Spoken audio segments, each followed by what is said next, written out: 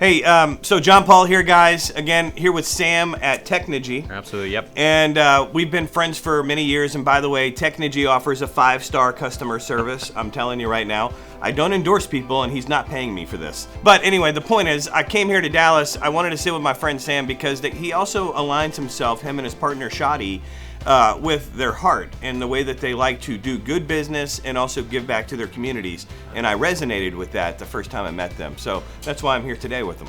So Yeah. How are you, Sam? I'm doing great, man. We're just inspired. We're hearing a lot of great things about what LM Charities is doing, and Yeah. we're super excited about Christmas. So I just wanted to ask you, and I appreciate you sharing your time here with me on the camera, but I wanted to ask you a couple questions about what you guys are doing for Christmas. We were there 2 years ago at your Christmas shindig, man. You guys affected lives. You gave homes away and food and clothes and all those good things.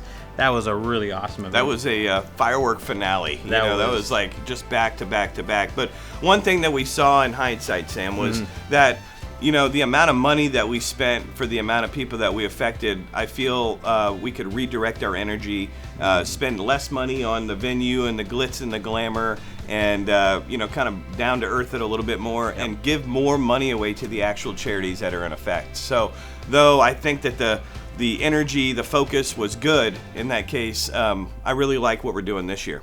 We're going into the prison, Sam, and I can't stress it enough to you that it's one of those places that people don't want to go into. It's and I'm really trying to do things that I'm called to do, and that is to go and seek and to save those that are lost. Yeah. And I think about where can people be lost the most. And in prison, number one, just because somebody's in prison doesn't mean that they're a horrible person.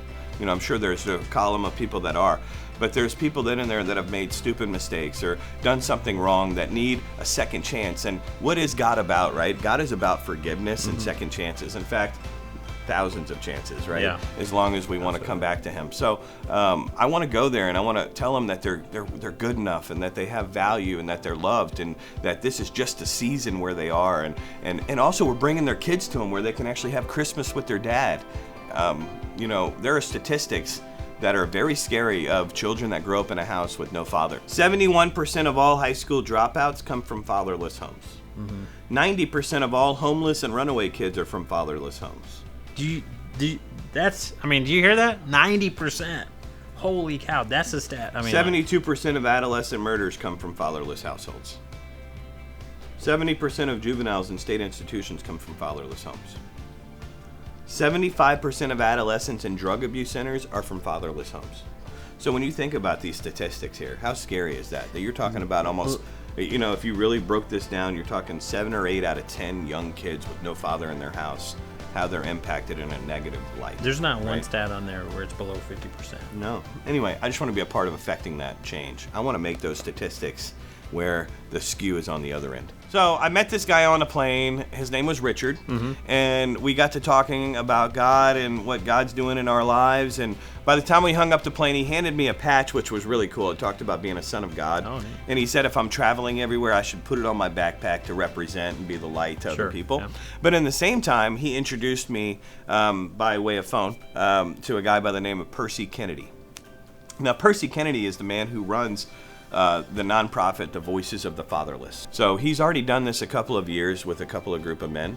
The thing I love about this program is when these guys complete this training inside, they get a certificate, but they also get the certificate to be able to lead another class and another group of men to be able to walk with them as well in their new found certificate with what their training is, right? Yeah. December the 14th, we're going to Navasota, Texas. Yep. We're going into the Wallace Pack unit to see these men with their 200 kids that are going to have Christmas with Dad. And I'm so excited to go, and I can't wait to share it with you all. Yeah, and I think we're going to attach in the description of this video a GoFundMe link. I think the smallest amount will help. We're super excited to be a part of this, and we're going to help out as much as we can. The bottom line is that not everybody has the ability to get out there and to go impact and spend time doing those things on their own. So any little bit counts, like Sam said here. Again, we want to be able to do this and not worry about finances and just be able to go in there and really focus on people loving each other and being there for each other. Stay tuned for what we have coming out. We're going to have a video of us in the prisons interacting with these prisoners and their children, and it's going to be an amazing experience. I can't wait to show you guys what we have going on. Merry Christmas to all of you. Merry Christmas.